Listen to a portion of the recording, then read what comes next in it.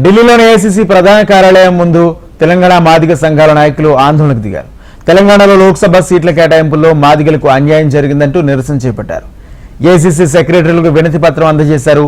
పెద్దపల్లి లోక్సభ స్థానానికి గడ్డం వంశీని హైకమాండ్ ప్రకటించింది. అయితే సీటును ఓట్ల వరప్రసాద్ కు కేటాయించాలని డిమాండ్ చేశారు. అలాగే కంటోన్మెంట్ అసెంబ్లీ సీటును పిడమర్తి రవికి కేటాయించాలని డిమాండ్ చేశారు.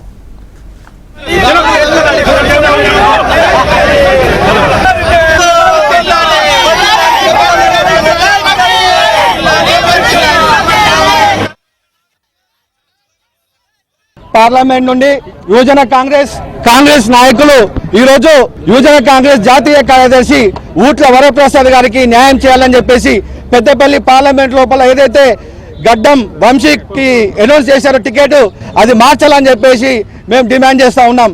ఎందుకంటే కాంగ్రెస్ పార్టీ ఒక కుటుంబానికి ఒకటే టికెట్ అని చెప్పడం జరిగింది. అది ఎందుకు చెప్పారు? కాంగ్రెస్ పార్టీ కార్యకర్తలకు దాన్ని పట్టుకున్న నాయకులకు మిగతా వాళ్ళకి అవకాశం రావాలని చెప్పేసి అంత గొప్ప తీర్మానం చేస్తే దాన్ని తుంగలో తొక్కి ఒకే కుటుంబానికి 3 టికెట్లు ఇవ్వడం అనేది సమంజసమా అని చెప్పి మేము ప్రశ్నిస్తూ ఉన్నాం. ఇంకో విషయం ఏంటంటే గత 30 సంవత్సరాల నుంచి ఎన్ఎస్యుఐ ఐఎన్టీయూసీ కాంగ్రెస్ పార్టీలా సేవలు చేసుకుంటూ పెద్దపల్లి పార్లమెంట్ లోపల పార్టీ కష్టకాలంలో ఉన్నప్పుడు పార్టీని నమ్ముకున్నటువంటి ఊట్ల వరప్రసాద్కి టికెట్ అని చెప్పేసి మేము డిమాండ్ చేస్తూ ఉన్నాం.